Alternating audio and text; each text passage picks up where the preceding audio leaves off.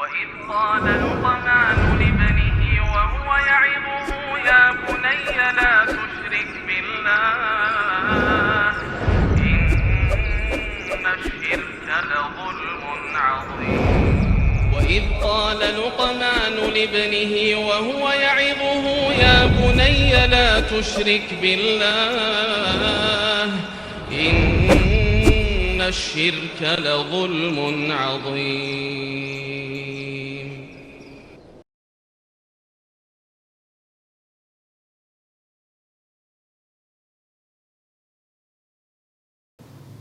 Demikian juga hadis yang diriwayatkan oleh Imam Muslim, kalau ini sahih. An Sauban, dari Sauban, anna Nabiy sallallahu alaihi wasallam qaal, bahwasanya Nabi sallallahu alaihi wasallam bersabda, afdalu di dananir dinarun yunfiquhu rajul ala iyalih. Sebaik-baik dinar, ya, sebaik-baik dinar yang diinfakkan oleh seseorang yaitu dinar yang dia infakkan untuk keluarganya. Wa dinarun yunfiquhu rajul ala dabbati fi sabilillah. Nomor 2, ya, level kedua nih. Kalau yang terafdol adalah dinar yang dia infakkan, dia nafkahkan untuk keluarganya. Nomor 2, dinar yang dia nafkahi untuk keperluan kendaraannya untuk jihad fisabilillah. Diberikan kepada kendaraannya untuk jihad fisabilillah, kuda misalnya, ya. Kemudian yang ketiga, dinarun fiqur rajul ala ashabi, dan dinar yang diberikan seseorang untuk teman-temannya. Demikian ikhwah. Jadi yang paling afdol itu dinar yang diberikan kepada keluarga. Makanya wahai para suami, kalau Anda punya kemampuan, punya kelapangan, maka lapangkanlah dahulu istri Anda, lapangkanlah dulu anak-anak Anda. Ya. Jangan sampai anak Anda terasa sempit, istri Anda terasa tidak cukup sementara Anda berfoya-foya dengan teman-teman Anda. Ini satu sikap yang sangat tidak layak. Kalau Anda memang ingin mendapatkan pahala yang besar dari Allah, maka uang Anda itu yang paling berhak menerimanya adalah keluarga Anda, anak dan istri Anda. Ya, jangan sampai di rumah makanan ya sangat sederhana sementara Anda makan di warung di luar dengan makanan yang mahal, dengan makanan yang lezat, sangat jauh jika dibandingkan dengan makanan yang tersedia di rumah. Demikian ikhwah, ini ketidakadilan, ya. Ini orang yang nggak mengerti. Kalau kita ingin pahala dari Allah Subhanahu wa taala, utamakan dulu keluarga kita. Ya minimal samalah ikhwah, kalau Anda di luar makan ikan, maka sudah sangat layak istri dan anak Anda itu yang lebih berhak untuk makan ikan.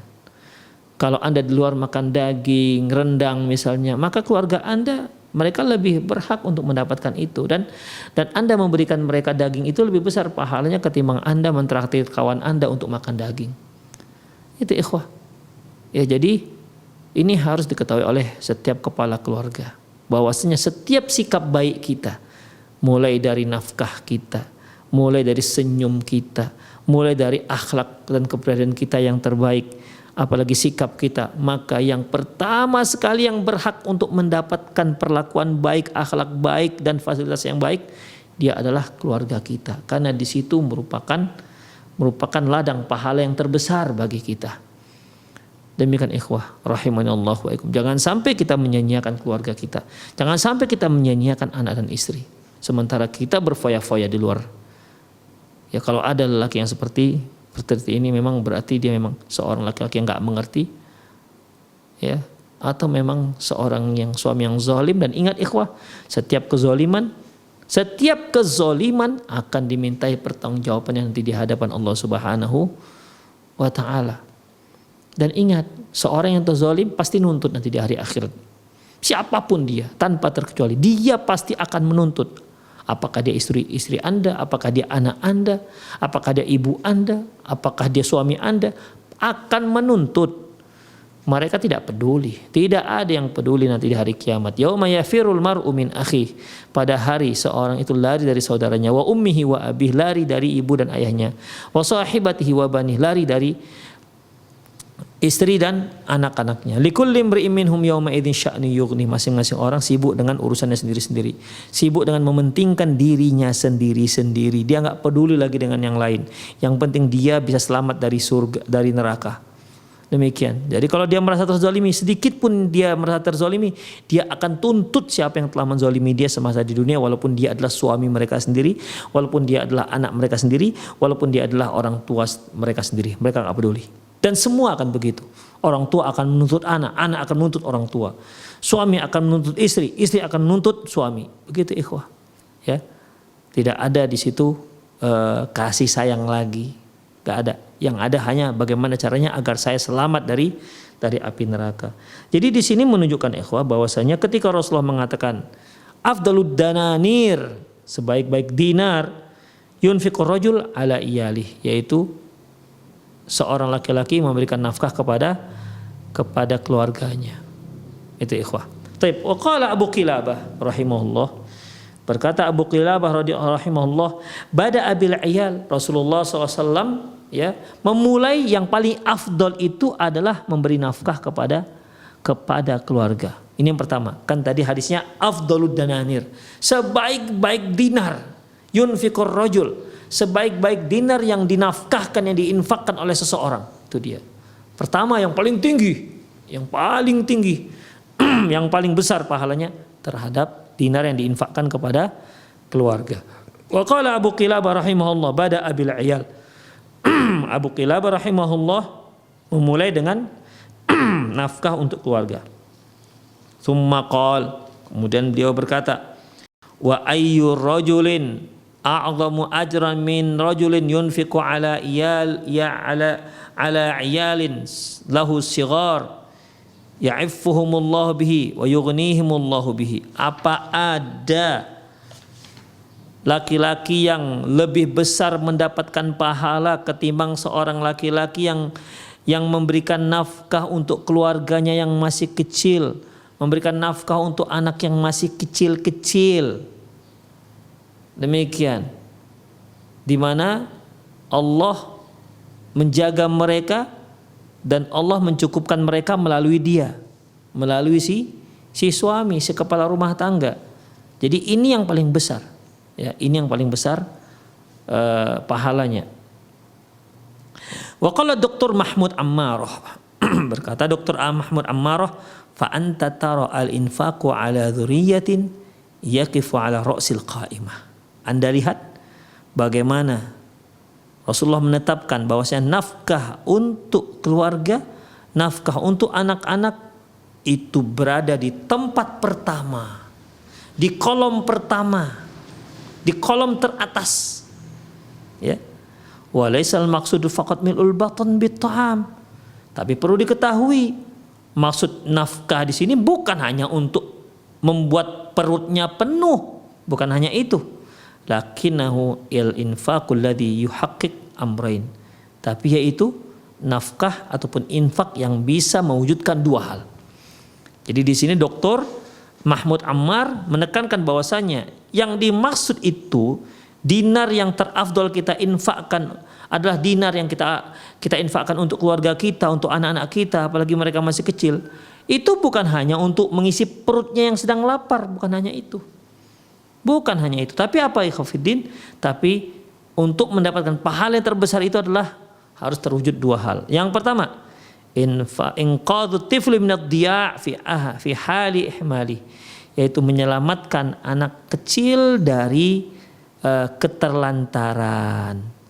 La siyama halas saghri al-sighari allati tanqushu fiha ittiba' wa tughrasul awaid. Terlebih lagi kalau si anak itu masih kecil, di situ pada waktu di mana waktu itu adalah waktu terbentuknya karakter dan tabiat. Itu ikhwah. Itu yang pertama. Yang kedua, taslihuhu bil akhlaqil fadilah, yaitu membekalinya dengan akhlak yang utama, dengan akhlak yang mulia. Ini ikhwah, ya. Jadi kalau seandainya dia hanya menginfakkan, itu tujuannya, memberinya nafkah hanya tujuannya agar perut anaknya kenyang, ya kalau ini ikhwah, yang nggak muslim juga melakukannya, ya, yang tidak muslim juga melakukannya. Kalau hanya nafkah yang diberikan hanya untuk fasilitas-fasilitas duniawi, rumah, kendaraan, ya kenyamanan fasilitas yang buat nyaman. Ya, sementara dia tak peduli dengan agamanya, sementara tidak ada pendidikan akidah di dalam rumah tangganya. Ini ikhwah, ya, ini infak seperti ini malah belum mencapai pada infak yang terbesar pahalanya, enggak. Makanya di sini disebutkan dua. Yang pertama yaitu nafkah yang diberikan untuk memenuhi kebutuhan fisik, ya sandang, pangan, papan. Demikian, ya. Yang kedua yaitu nafkah yang dikeluarkan untuk pendidikan si anak. Itu dia. Apapun jenis pendidikannya, mau dia sekolah umum, mau dia sekolah khusus, mau dia, intinya ikhwah rahimanallahu, yaitu terkait dengan akhlaknya, terkait dengan agama si anak, ya, agama si anak. Demikian ikhwah. Lantas bagaimana kalau kita nyekolahkan ke sekolah umum? Ya silakan, gak ada masalah, tapi ingat, ya jangan lupakan ilmu agamanya. Sekolah umum itu ikhwah yang dia belajar matematika, biologi, fisika, kimia, dan ini semua kan terkait dengan untuk memenuhkan sandang, pangan, papan ini ikhwah. Ya, karena ilmu dunia itu dituntut tujuannya umumnya untuk meraih dunia, umumnya untuk mudah mendapatkan kebutuhan, meraih kebutuhan sandang, pangan, papan tersebut. Tapi yang namanya ilmu agama, ikhwah, untuk apa? Apakah agar dia tidak terlantar di dunia? Enggak, agar dia tidak terlantar di akhirat hingga masuk ke dalam neraka. Itu dia. Ya, jadi di sini dua faktor. Pertama, memenuhi kebutuhan fisiknya. Yang kedua, memenuhi kebutuhan rohaninya. Apa itu ikhwah? Yaitu membekali dia dengan akhlak yang mulia. Seperti yang kita katakan tadi, akhlak dia kepada Allah, akhlak dia kepada sama manusia, dan akhlak dia kepada dirinya sendiri. Harus diajarkan dan harus ditatbikkan, harus diajarkan, dipraktekkan dalam kehidupannya. Dan itu perlu orang tua memberikan contoh. Demikian ikhwah. Ini semua butuh biaya. Ya, ini sebuah butuh biaya. Demikian ikhwah rahimanallahu wa iyyakum. Kemudian naqala Ibnu Qayyim menukil dalam kitab Tuhfah dari Ibnu Umar radhiyallahu anhuma, annahu qala, dia berkata, adib ibnaka fa innaka mas'ulun anhu madza adabtahu. Ajarkan anak kalian itu adab, karena kamu yang bertanggung jawab terhadap adab anakmu. Wa madza alamtahu, dan kamu merupakan bertanggung jawab terhadap apa yang kamu ajarkan. Wa huwa mas'ulun an barrika wa tawa'iyatihi laka, dan dia nanti akan dimintai pertanggungjawabannya tentang bagaimana bakti dia kepadamu, maksudnya si anak, ya, bagaimana bakti si anak kepadamu dan bagaimana ketaatan anak kepadamu. Jadi kamu wahai orang tua, ajarkan anak kalian adab Islam, ajarkan kepada mereka. Demikian, ya. Berarti ikhwah rahimanallahu wa iyyakum, ketika anak-anak ini ternyata tidak punya adab, tidak punya akhlak, maka yang pertama ditanya oleh Allah Subhanahu wa taala adalah orang tuanya.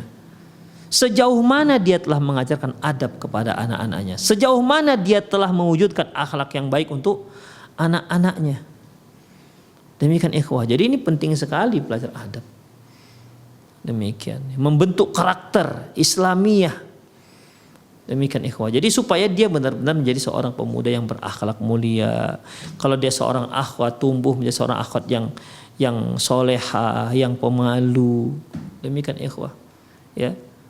Yang sayang kepada anak-anaknya, mengerti bagaimana cara menjaga dirinya, menjaga kehormatannya, dan jaga bagaimana cara menjaga rumah tangganya.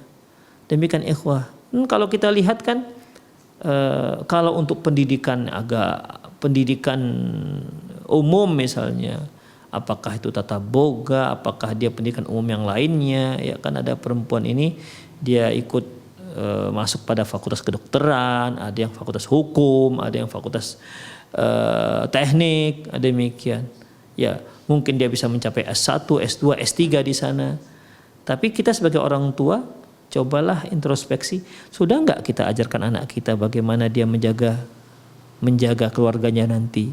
Sudah enggak kita ajarkan dia bagaimana dia cara nanti menjadi ibu rumah tangga? Apakah kita sudah ajarkan dia bagaimana dia sebagai seorang istri nanti? Demikian. Jangan sampai dia sudah mendapat S3, gelarnya doktor, magister di belakangnya, tapi ternyata tidak pandai dalam mengurus rumah tangga. Allahu Akbar. Sayang sekali. Tujuan wanita itu kan, ya, dia akan menjadi seorang ibu. Siapapun wanitanya, dia akan menjadi seorang ibu. Dan ibu itu perlu ilmu pengetahuan. Bagaimana cara menjadi seorang ibu. Demikian ikhwah rahimanallah wa iyyakum. Makanya di sini Abdullah bin Umar mengatakan adib waladak, adib ibnak fa innaka mas'ulun anhu madza adabtahu. Ajarkan anak kamu adab, karena kamu akan dimintai pertanggungjawaban terhadap adab apa yang telah kamu ajarkan kepada anak-anakmu. Demikian ikhwah rahimanallah wa iyyakum. Ya. Itu kita sebagai orang tua. Adapun si anak nanti akan ditanyai oleh Allah seberapa jauh dia telah berbakti kepada kedua orang tuanya, sejauh mana dia telah mentaati kedua orang tuanya. Jadi ikhwah, terkadang orang tua mungkin selalu kalau dengar kata durhaka itu selalu ditujukan kepada orang tua kepada anak. Oh, dia itu anak durhaka. Oh, dia itu anak yang tak tahu balas budi. Demikian. Kalau bahasa kasarnya, anak yang tak tahu dihuntung katanya. Demikian ikhwah. Itu sering ditujukan kepada si anak. Padahal anak yang tak tahu budi, membalas budi, anak yang tidak tahu diuntung tadi itu, anak yang apalagi yang durhaka. Ini kan nggak muncul begitu saja si anak. Apa bisa begitu lahir tiba-tiba dia durhaka? Kan tidak ikhwah. Ya, tentu tidak. Makanya Rasulullah SAW mengatakan kullu mauludin yuladu alal fitrah. Setiap anak itu suci lahirnya, putih. Ya. Tidak ada dalam memorinya itu untuk durhaka kepada kedua orang tuanya. Tidak ada dalam memorinya, file dalam memorinya itu untuk durhaka kepada Allah Subhanahu wa taala. Tidak ada. Memorinya itu masih bersih. Kalau seandainya ternyata ketika dia sudah mulai dewasa dia malah durhaka kepada orang tuanya, berarti ini, ya. Berarti ini orang tua telah menginstal aplikasi apa tuh di kepala anaknya. Tanpa dia sadari baik dia sadari maupun tak dia sadari, ya, dia telah mempengaruhi file tadi itu. Mereka yang telah mengoret-oret file yang putih tadi itu. Apakah dia akan mengoret-oretnya dengan tinta merah, ataukah dia oret-oret dengan tinta biru, apakah dia oret-oret dengan tinta kuning? Sesuai dengan apa oretannya. Demikian. Kalau ternyata dia oret-oret dengan tinta hitam yang akhirnya akibat tinta hitam ini akan menimbulkan sikap-sikap durhaka kepada orang tua, itu salah orang tua. Ya, itu merupakan salah orang tua. Makanya ikhwah, kita sebagai orang tua ketika kita melihat anak kita ini kok susah diatur ya, begitu. Pertama, hendaklah kita introspeksi kita. Begitu. Kita yang kita introspeksi dulu yang pertama. Jangan langsung kita katakan orang ini anak kurang ajar, ini anak durhaka. Coba kitanya dahulu. Karena mereka itu seperti itu karena didikan kita. Demikian ikhwah. Jangan terlalu cepat menyalahkan anak. Jangan. Tak dibolehkan. Ini pernah kita bahas ya di awal-awal klinik pranikah ya. Di saat mencari pasangan itu apa faedahnya? Kenapa harus yang solehah begitu? Ini kaitannya nanti bagaimana? Kaitannya terkait dengan anak kita nantinya.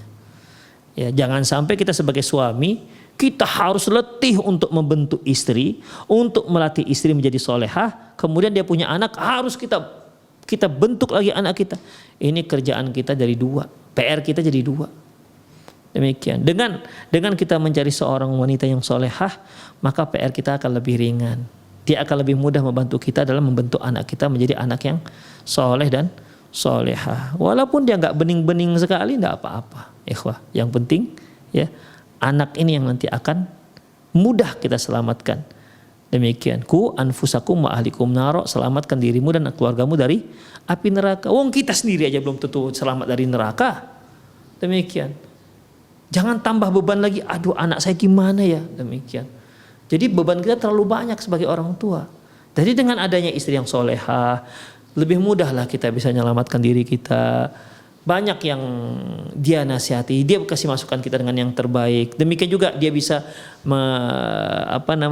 mengayomi anak-anak dengan cara yang terbaik, sehingga kita lebih mudah masuk ke surga bersama istri kita dan anak-anak kita juga.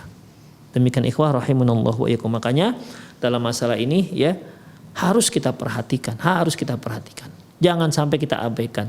Jangan upayakan wahai ikhwah ya para orang tua, jangan Anda hanya memperhatikan kebutuhan jasmani. Jangan. Ya, jangan. Kalau kita meninggal nanti, anak yang hanya dibekalkan kebutuhan jasmani, tidak mengerti dia bagaimana Islam, gak berguna bagi kita dia. Dia gak guna bagi kita. Kenapa? Dia gak mendoakan kita. Dia gak pernah kita ajarkan untuk mendoa. Dia nggak sholat, gimana dia nggak sholat? Dia nggak pernah kalau kita nggak pernah ajarkan dia sholat, itu ikhwah, ya. Jadi mereka yang nggak mengajarkan agama pada anaknya, ya mereka akan dapat panen sendiri. Ya, panennya kalau yang menanam keburukan akan dapat keburukan, kalau dia menanam kebaikan maka dia akan mendapat kebaikan. Baik. Kemudian ada satu pertanyaan ditujukan kepada Syekh Muhammad bin Shalih Al-Utsaimin. Apa pertanyaannya? Ana imra'atun, saya seorang wanita, seorang ibu lah kita katakan. Indi minal aulad wal banat, aku memiliki anak-anak laki-laki dan anak perempuan. Wa ammal banatu fali'annahunna ma'itul waqt. Adapun yang perempuan, dia terus bersama saya. Ya, sepanjang waktu bersama saya. Qad ahsantu tarbiyatahunna. Dan aku telah membaguskan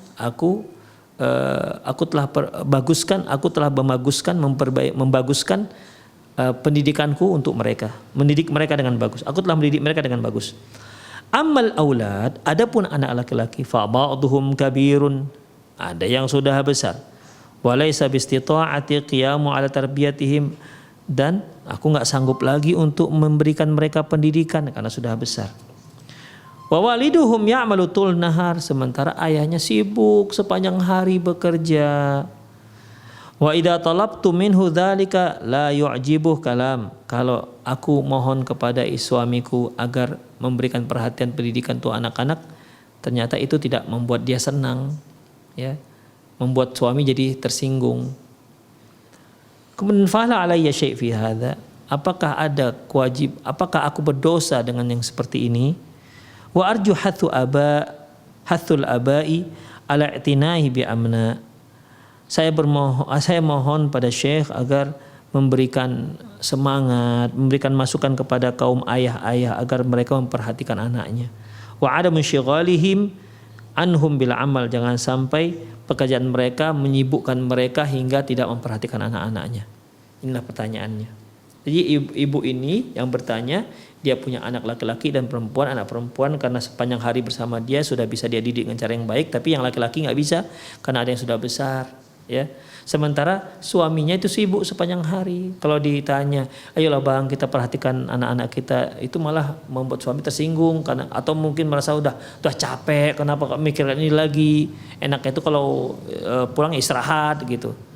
Demikian. Dengan demikian sepertinya si ayah tidak begitu lagi memperhatikan pendidikan si anak, nggak bisa lagi memberikan perhatian kepada si anak.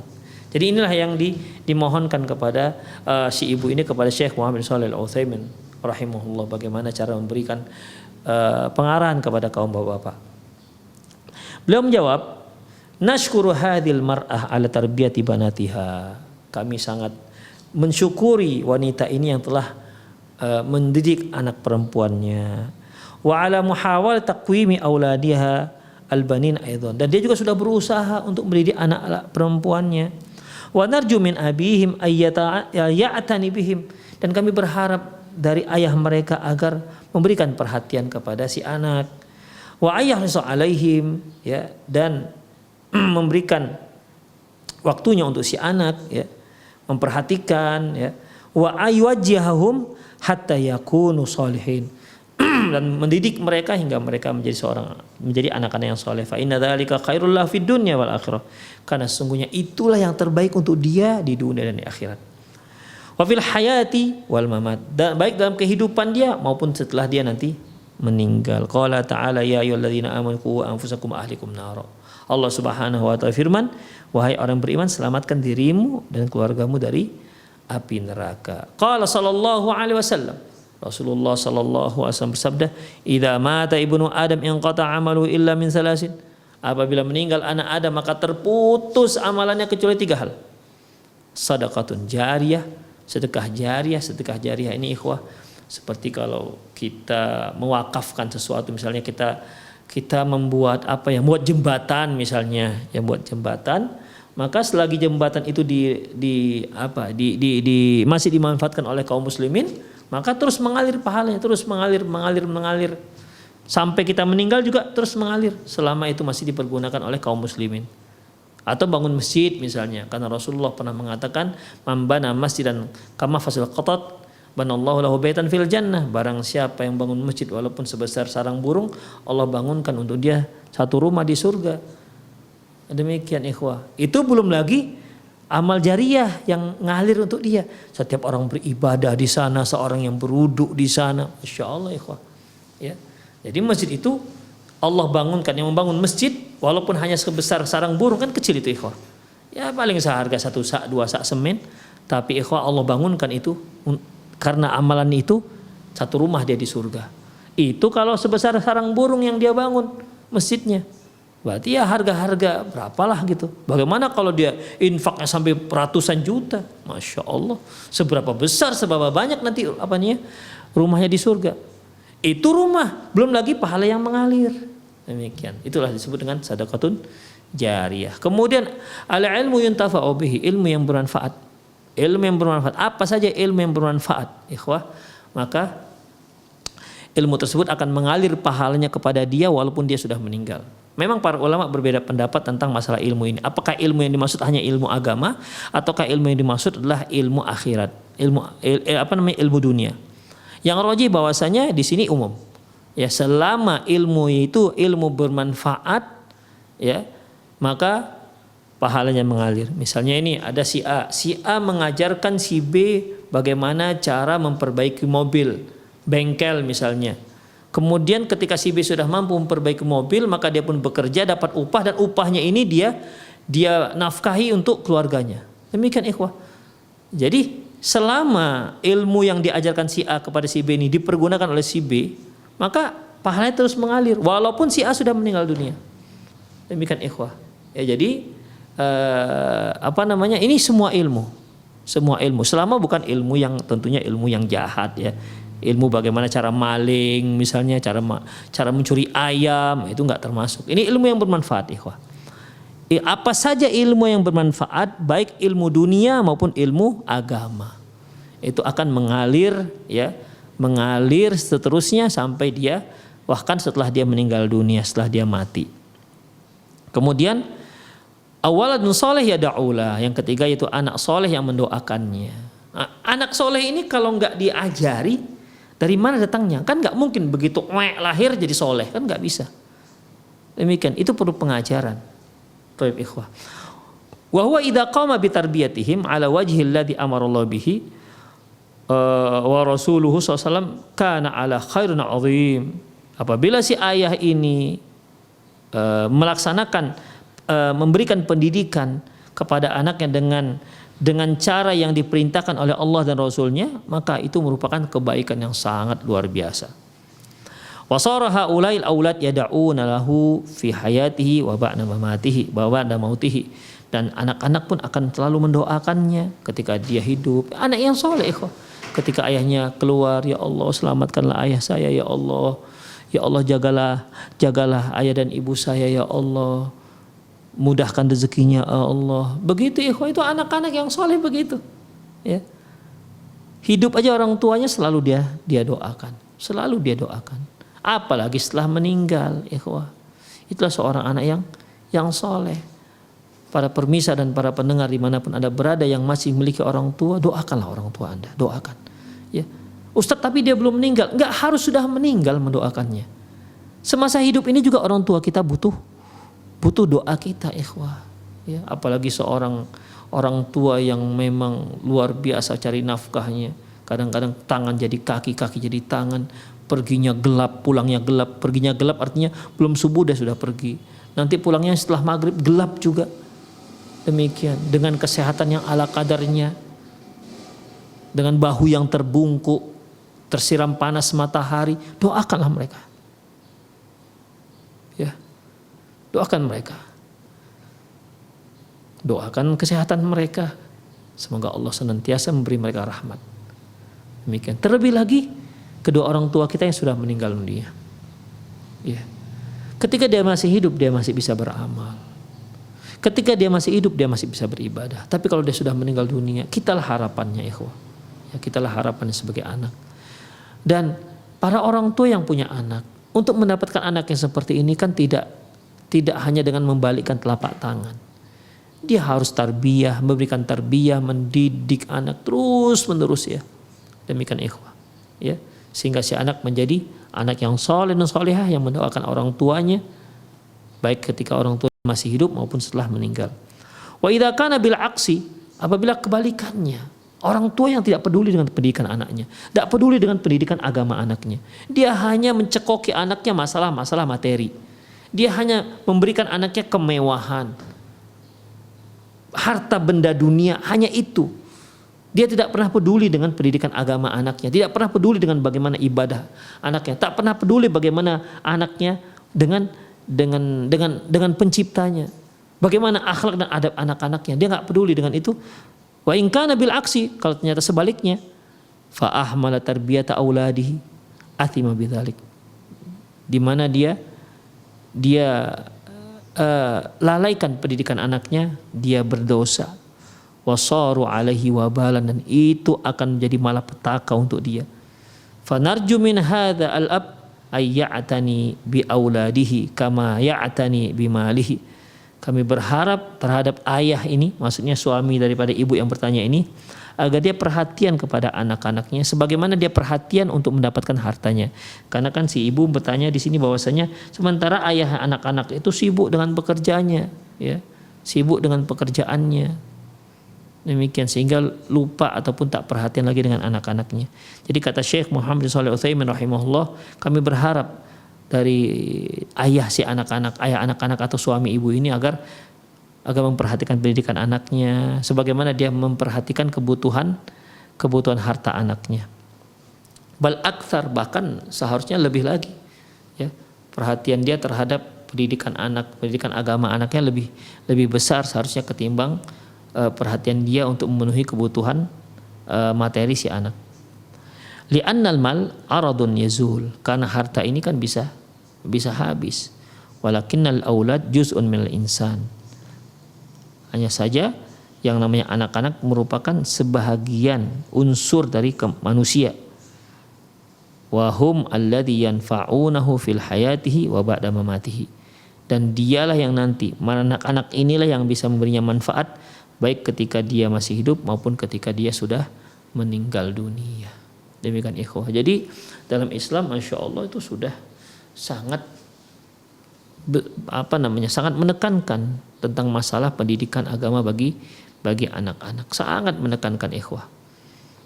Demikian. Jadi sekali lagi ikhwah para pendengar dimanapun Anda berada, kalau kita merasa anak kita durhaka, pertama kita istighfar kepada Allah Subhanahu wa taala, yang kedua kita banyak introspeksi. Bagaimana dahulu kita mungkin menyia-nyiakan anak-anak kita. Ya, mungkin tak peduli dengan pendidikan akhlak anak kita. Coba introspeksi. Ya, kalaupun seandainya anak sudah besar, begitulah tercetak, ya kita mohon ampun kepada Allah Subhanahu wa taala dan minta maaf pada anak-anak. Demikian. Tidak ada salahnya orang tua minta maaf kepada anak-anak. Tidak ada salahnya. Bahkan ini merupakan pendidikan orang tua terhadap anak-anaknya, bahwasanya jangan malu untuk meminta maaf jika terjadi kesalahan.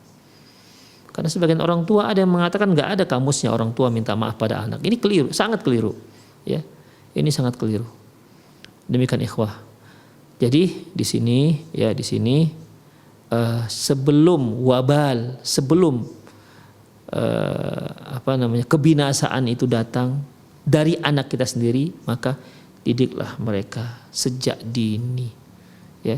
Didiklah sejak dini, didik mereka, akhlak mereka, ibadah mereka, bagaimana cara mereka bicara, kesopan santunan di mereka juga diajarkan, bagaimana mereka berbicara kepada orang yang lebih tua dengan yang orang yang lebih muda, dengan ibunya bagaimana cara bicaranya. Ini anak-anak harus diajarkan, nggak bisa enggak.